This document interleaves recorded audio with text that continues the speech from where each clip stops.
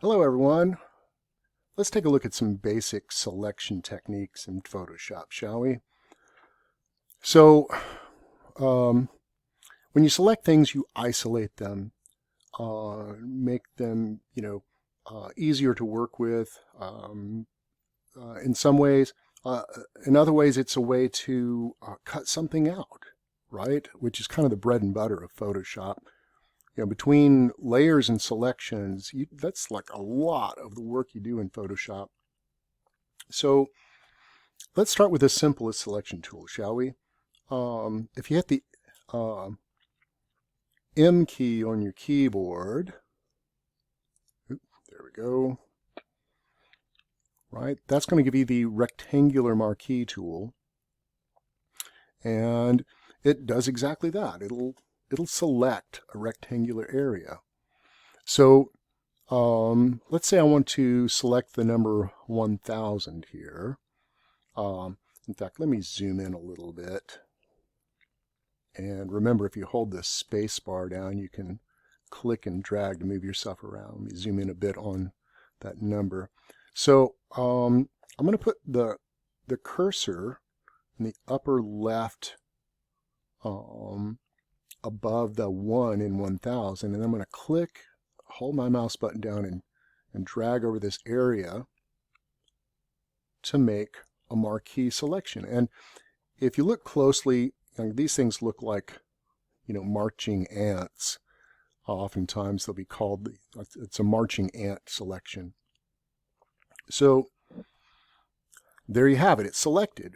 And so, and in that simplest way, it's been isolated. If I were to get the brush tool out, for instance, and make it the standard brush, and if I were to, hit the D key on the keyboard to give myself default colors, that'll make black my foreground color and white my background color. If you look here, let me focus on, like at the bottom of the toolbox here, you can see your foreground and background colors. Whichever one is in front is your foreground, whichever one is behind is your background color. All right, so I've got black as my foreground color. If I click and drag to paint, it's only going to paint inside that selected area. It cannot paint outside of it, right? I'm going to hit Command Z to undo that. All right, so in that sense, I've just made a simple selection to isolate that area. If I were to go back to the marquee tool, I hit the M key to go back to that same selection tool. Watch this. When I bring my cursor inside of the selection, right, my cursor turns into like the white arrow with a dashed line rectangle next to it. That's, it looks like a selection. That means that if I were to click and drag, you see I'm not moving the contents of that selection window. I'm just moving the window itself. I'm moving the selection itself, right? So if I needed to reposition a selection, I can do that, right? Now watch this. If I were to get the Move tool, what's the shortcut for the Move tool? V. If I get the Move tool and click and drag, what happens? Now I'm moving the contents of the selection, and in this case, that rectangular area is being replaced by my background color, which happens to be white. Anytime you make a selection on a background layer, it will fill the void if you move a selection with the background color. Okay? Again, I'm going to hit Command Z to undo that. I want to show you guys, I'm going to switch back to the marquee tool again, the selection tool, the rectangular marquee tool. Watch this. So last time I hit the V key to get the Move tool, but this time if I hold down the Command key, or on a PC if I were holding down the Control key, you'll see now that I have the scissors, right? That means that I'm going to cut and paste, right? So I don't have to get the move tool every time I want to move something. I can just hold down the command or control key to temporarily give myself access to the move tool so I can move something and reposition it, right? Once again, I'm going to hit Command Z to undo that move. So let's say I want to select more than one number at the same time here. So back to the Marquee tool, I'm going to try to select the number 1200 in addition to the 1000. All right, watch this. If I click and drag over the 1200, what happened? Right? 1200 selected, but 1000 no longer selected. If you simply click somewhere else and start drawing another selection, Photoshop thinks that you want to deselect the old one and start with a new selection. So once again, I'm going to hit Command Z to undo that. You have to tell Photoshop that you're adding to a selection. And you can do that up here on the property bar at the top here, this control panel at the top, by clicking on this guy right here. Like that's the add to selection option. Here's the subtract, and here's the intersect options. 9 times out of 10, what you're doing is either adding to a selection or subtracting from a selection. And so it's really convenient to remember the shortcut for that. And what we're going to do is hold down the Shift key. And when you hold down Shift, you'll see a plus sign show up next to your cursor, right? And that means I'm going to be adding to this selection. All right, so I can add more numbers. I'm just holding the Shift key down and clicking and dragging to select over whatever numbers I want to add. So I've selected multiple things now, right? And if I were to hold down the Command key and move them, they'll all move in unison. But I don't want to do that. Command Z. So adding to a selection is as simple as holding down the Shift key. Now, if I wanted to remove the zeros from these numbers, if I wanted to subtract from a selection, I would hold down the Alt or Option key, right? And so I'm going to, with that same Marquee Selection tool, I'm going to hold down the Option Alt key and bring my cursor above the number 1400. I'm going to click and drag over these 2 zeros, and now they have been removed. So I'm subtracting the zeros from my selection here.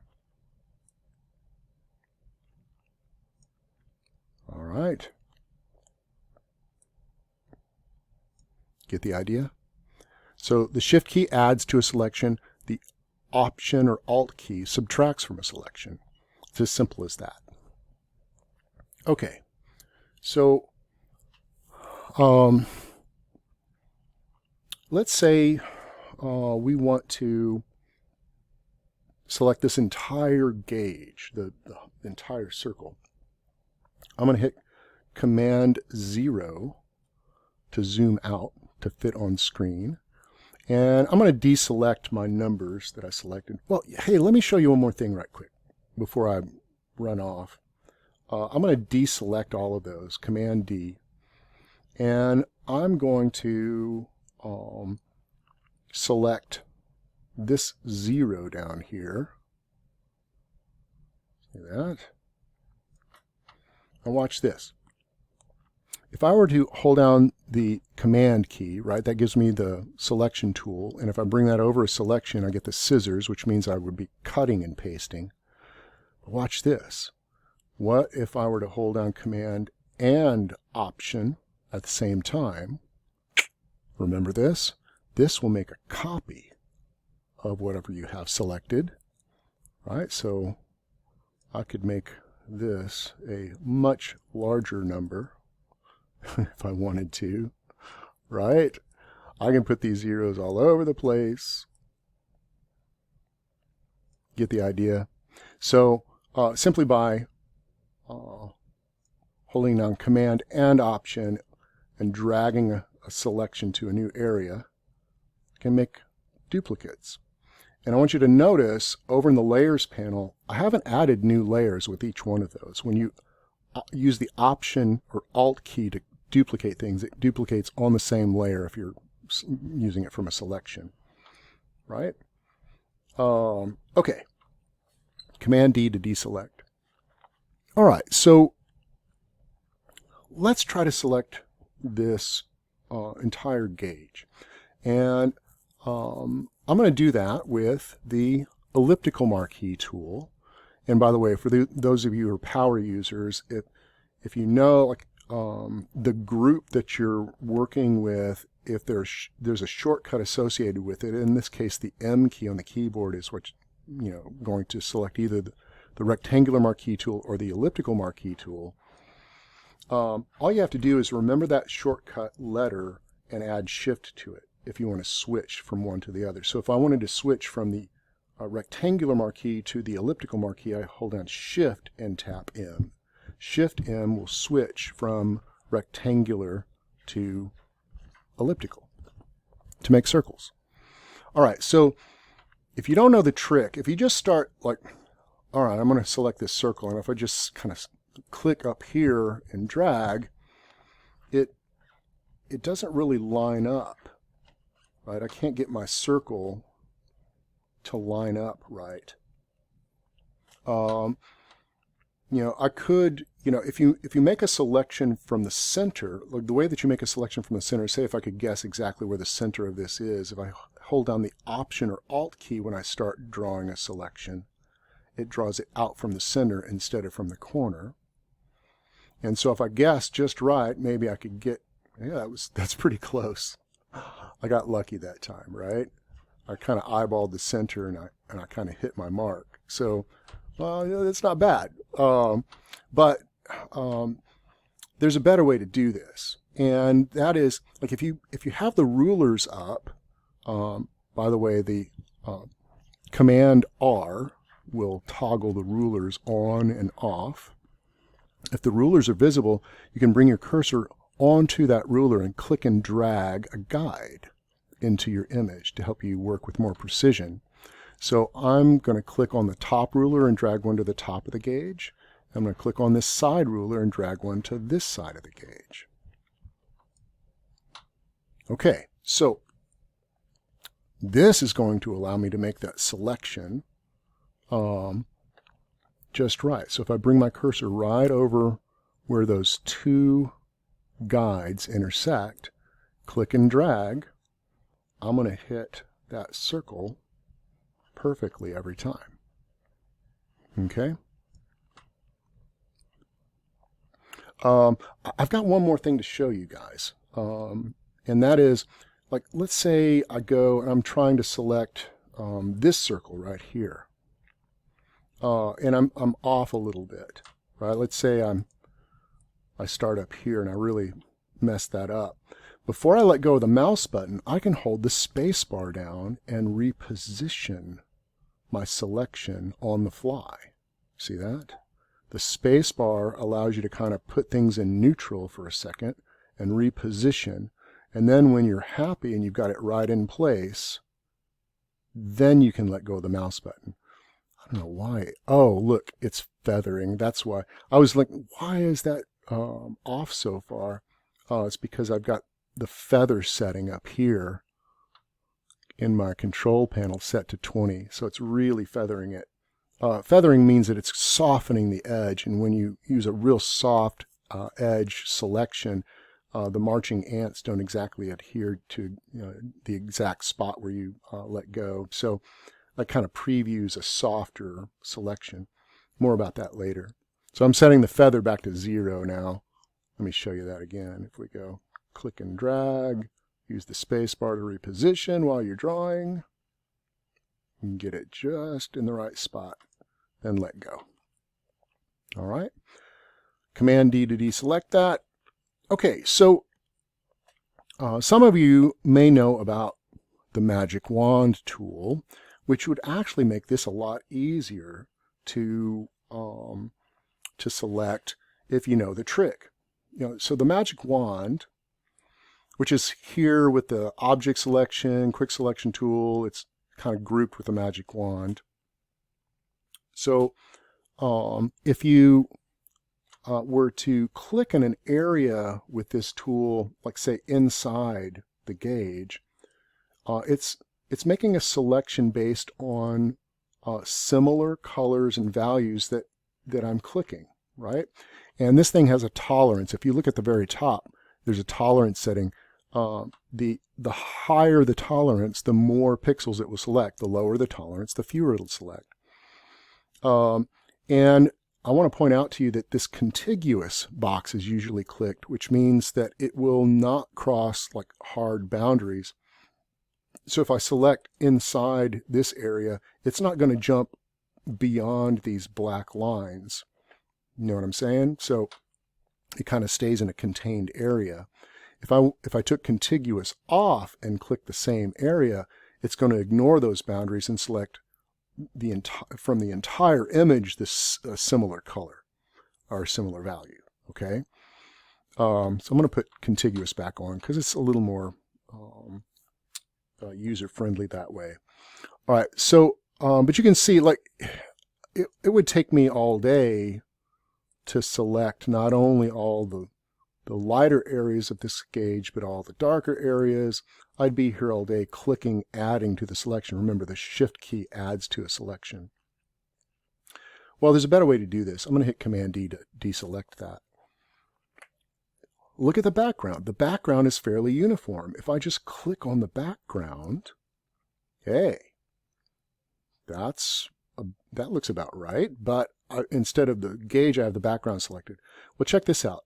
There's a whole select menu up here, and one of the options is to inverse the selection, right? The shortcut for that is Shift Command I to invert a selection. So now instead of the background, it's flipped, and it's the gauge that's selected. Make sense? So if you work smart, and especially if you photograph things against a neutral background, they're a lot easier to select later. So keep that in mind. If you're photographing a person, have them stand against a white wall or some neutral backdrop. Makes it a lot easier to select them later. All right, so now you see these voids inside the gauge. I want to remove them, and I've got, again, the magic wand tool, which selects based on the color or value. Well, I want to subtract these from my larger selection.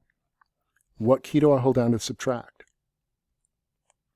Option or Alt. So if I hold down, in my case, I'm using a Mac, so Option, I'll see the magic wand with a little minus sign next to it. It means I'm going to subtract. So if I hold down Option and click this black circle, it is now removing them from the inside of my selection. Groovy. Okay, now I have the gauge selected the way that I want it. So I'm going to get the Move tool by holding down the Command key. Remember, if you hold down Command or Control, it's going to temporarily give you access to the Move tool. And I've got the scissors symbol here. I'm going to drag this to another file that I have open, the face.psd image over here. So I'm going to click inside my selection, drag it up to the face.psd tab for that other file. I've not let go of the mouse button yet. I'm going to drag it inside here and let go. Now I've got my gauge next to my happy face in my psychedelic background. Okay. All right. So I'm going to take a bit of a break here. We'll call that part 1, and we'll turn our attention to some more sophisticated ways of making selections in part 2. All right.